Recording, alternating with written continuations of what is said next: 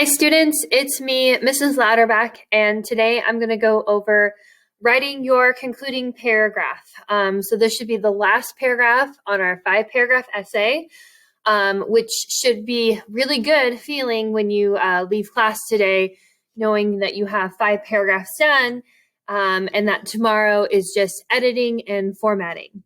If you don't have your 5 paragraphs done today, you might want to spend some time working on them during advisory or after school and try to get those accomplished again, so that on Friday, it'll be an easier day for editing and formatting, and you can leave for the weekend without that stress of that looming 5-paragraph paper over your shoulder. All right. So to start with, I'm going to click on the 3rd hour class here. In classwork, there'll be an assignment for you. It's scheduled right now to come out in the morning, but it's called Thursdays, 2-7, writing the concluding paragraph. All right. So we're going to start there. I just want to remind you that your other paragraphs, like before, have these little emojis of a written handwriting with a pencil and paper. Old school, I know, but it's a good way to see where your other paragraph should be. So here's your intro paragraph. These are where your other 3 evidence paragraphs are that we worked on this week. And then what we're going to accomplish today, the concluding paragraph. So your final paragraph here. You're going to open up the Google Doc here. That's going to take you to Louderback's GoM concluding paragraph, GoM meaning Geology on Mars. Okay, so this is kind of the information here that we're going to need to go over our paragraph that we're going to have in our concluding statement. So we're going to go over things like the unit question, searching for signs of evidence of the other planets were once habitable, and kind of tying in the whole unit theme to this last paragraph here. We're going to restate the claim and just list the evidence, talk about the importance of flowing water and what it means with that channel on Mars, and then kind of ponder some future questions or research that can happen with Mars based on the information we've collected so far. And then lastly, doing the word bank, making sure you have material there. I will say you don't have to use all the terms in the word bank today. So you really want to just try to get as many as you can. So to start with, I think it's important that you have your Google Doc open here. That's going to go over this. I'm going to have the Google Slides here, and I'm going to run through how to do the Google Slides, and I'll probably bounce back and forth between the two, but it's essentially going through how to write your paragraph today. So to start with, let me go ahead and go to presentation mode. All right, so your conclusion paragraph, all right? Things you're going to need for today. You're going to need your paragraph assignment that should already be open, and you're going to need your Geology on Mars notebook. Just want to remind you that both of these can be found in Google Classroom. The paragraph assignment will be found under today's date, which should be February 25th. The Geology on Mars notebook, that's under the resource section, should be right at the top of your classwork page on Google Classroom. The other 2 things are not things that you can physically pull up, but you need to mentally think about, okay? Writing mindset, finding the right or right attitude, and a positive attitude. So it's kind of a thing I've been talking about this week, probably since I first started the introduction and discussion of writing a 5-paragraph essay. There were tons of moans, complaints and things happening. And I tried really hard to make this as smooth transition as possible. But a lot of that depended on the work and effort you put in to your notebook, to the reasoning tool, things that I've asked for. And so hopefully you realize if I did a lot of the little things Ms. Louderback asked me to do, this writing piece really wasn't so hard. And that's kind of what I'm getting at, doing the little things and doing the mindset. So, it's all about, in the mind, having the idea. I'm not saying you have to love writing and you have to love science, but you have to be willing to put forth a little bit of effort to succeed. And so you have to try to work on your assignment. And more importantly, you have to follow through and complete the assignments to the best of your ability. Okay, that's all I ask, especially with that positive attitude. I'm not saying you need to be happy all the time to write the paper. No, I'm saying put forth your best effort. go in with the idea that today I'm going to go in, I'm going to work on my concluding paper, and I'm going to get everything I can done today so that I don't have to worry about it later on. Okay, your attitude and determines your approach to the task at hand. So if you go in with the attitude that I'm going to finish the task, that is a positive attitude. That I'm going to do my best effort, that is a positive attitude. That's all I'm saying, okay? Giving your best effort and moving forward, that is the key. So having that mindset that today, yes, we are going to be writing. So we're going to have grammar, sentence structure, fluency, vocabulary in our head, along with science and what we learned in the unit floating around and accumulating it all into written language. That's what we're going to do to the best of our ability today. So let's go into the whole point of the concluding paragraph. So what is the concluding paragraph for? Just to say it's end, I'm done. There's your evidence, call it good. Not quite. You're tying in the whole unit as a whole. Okay, so this is going to review your research findings and tie back the unit overview question.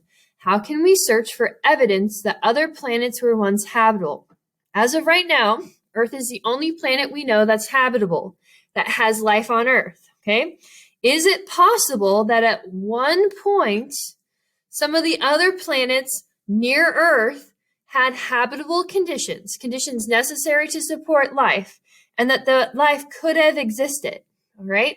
So a key thing here is to refer back to slide 4 on your Google Classroom notebook. All right. So your Geology on Mars notebook here. We kind of talk a little bit about habitability, and we introduce it here in this slide. Mainly, we talk about the need for liquid water being one of those conditions essential for life. Okay, we need liquid water to support life. And I've been stressing because a lot of people say water is an obvious need for life. Well, yeah, but more importantly, liquid flowing water. That's kind of the whole, emphasized point here in this unit. Is there water on other planets? Yes, there is, but it's stuck in one area. It's frozen. It's not moving. One of the nice things about here on Earth is that the water is constantly moving because of the water cycle. It evaporates, it moves through the atmosphere, it condenses, it falls down as rain, snow, sleet, hail in a new location. It collects in a riverbed, a creek, a lake, an ocean, and it moves through the whole process again. And that is kind of a key supporting need for life, not just having it to drink and consume, but to have that continual motion of the elements. All right. So that's kind of what we're looking at. The other thing that we talk about is an energy source. So not only do the organisms need a source of energy to survive by eating food and consumption, but we also need to have a physical energy source as well. An energy source where we're, in this case, the sun. We're not too close to the sun that temperatures are extreme. We're not far away from the sun that it's so cold nothing can happen. It's finding that happy sweet spot between the sun where you get just the right amount of energy to heat the planet to have these conditions possible. So our goal as planetary geologists is to explain, our whole goal in this writing here is to explain, was it possible for life to exist on Mars? Is there evidence? Here it is. Is there evidence that Mars could have at one point supported life? That's why we're doing this whole thing. So we now have our evidence, we have our claim, and we can now state our reasoning that yes, it is possible. So to start with, we have our sentence starters to begin our last paragraph. I remember at the beginning when we were writing our introduction, and I asked a lot of people, what makes writing so hard? A lot of people mentioned getting started, finding the right thing. So here's kind of our sentence starter for our final paragraph, our closing statements, so to speak. So you can pick any one of these to type into your Google Doc, okay? And it'll help you with the processing. So you can pick any one of these to begin with. Just type it into your Google Doc here on your little concluding. So you could do finally, in conclusion, gosh, I even forgot what some of them are. Therefore, to conclude, any of those will be fine. Okay? So once you have that, let's talk about that first sentence. Okay? So the first sentence has to do with restating the claim. Do you remember what it is? I've written 5 paragraphs about it. We've kind of pushed it a little bit throughout this whole unit, but it should be based on the claim. So followed by, the evidence behind it. All right. So the first paragraph was about the claim. Your very first paragraph you ever wrote was about the claim. And then your second paragraph is about the claim as well, with paragraphs 2, 3, and 4 based on the evidence. So in this sentence here, your structure format would be, your sentence starter to the claim. Finally, flowing water. Think about what the rest of the claim is. And then you list your evidence. So you want to think about what the pieces of evidence were that you used to support your claim. You may have to go back to Google Classroom and revisit what those evidence were. So if you're one that you don't remember what you wrote on Wednesday or Monday, you may want to open up your Google Doc again and see what your evidence was about. Was it about, let's see, the first one we wrote about was from your reasoning tool was the rock that was found on Mars. The second and third were kind of varied, so you might want to think about that, what it was, all right? And so you kind of add that into your claim. So, finally, flowing water formed the channel on Mars because of the sedimentary rock we found, of the flowing water model, and of the geologic process of flowing water. That would be a good little process there. So here, go through the motions again. My example, in conclusion, flowing water created the channel on Mars. That's the claim. Because ... That's where you list your specific evidence that you wrote about. And that will happen on the Google Doc for your paper. So at this point, you want to pause the video to write your first sentence into your concluding paragraph here. So you're going to pause the video and start your writing your first sentence. And then when you're ready, just go ahead and resume the video. All right, so I'm going to go ahead and move on to your next sentence. Okay, so your next sentence, sentence 2 and kind of 3, is bringing back the unit goal, signs of habitability, with what we've discovered so far. Okay, so we're reviewing the evidence, those signs, the other planets were once habitable, which is flowing water. We want to kind of define what habitable means again. Okay, so this is going to come from our glossary in our notebook. And then we want to explain again, what does a planet need to be habitable? Those are kind of 2 things I would like to see you do into either 1 or 2 sentences, okay? If you need help with that, you can go to slides 4, 9, and 10 in your notebook to help you with your writing, okay? So in my notebook here, slide 4 is the unit overview. But 9 and 10, which is kind of as well, was about the planetary geologist here, Dr. Edgar, talking about Mars and what she does in her job in terms of looking for habitability. And then 10 kind of really touches the point on flowing water. So your little point here is to write ideally 2 sentences, one that talks about the unit goal and habitability. The other one is about what you need for a planet to be habitable.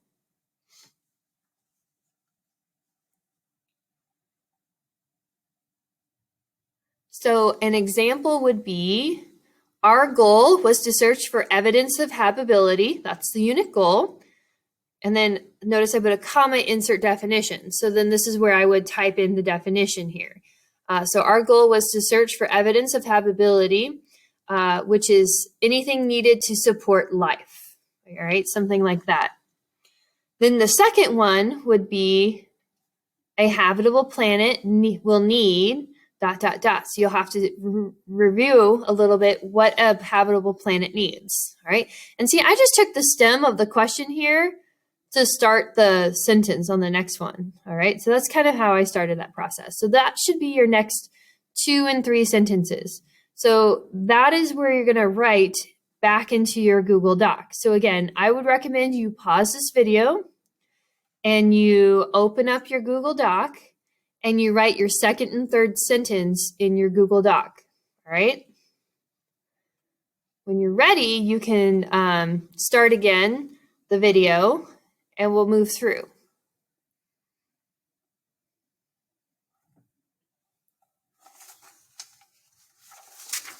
Okay.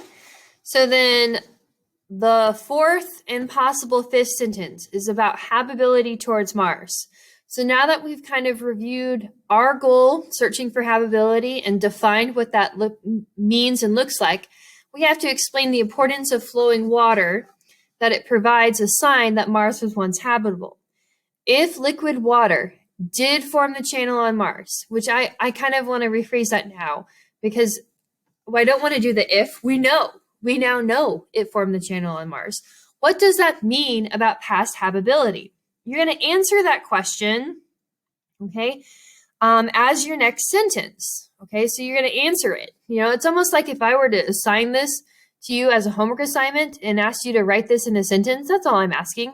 So what does the discovery of flowing water mean about the planet Mars, mean about habitability?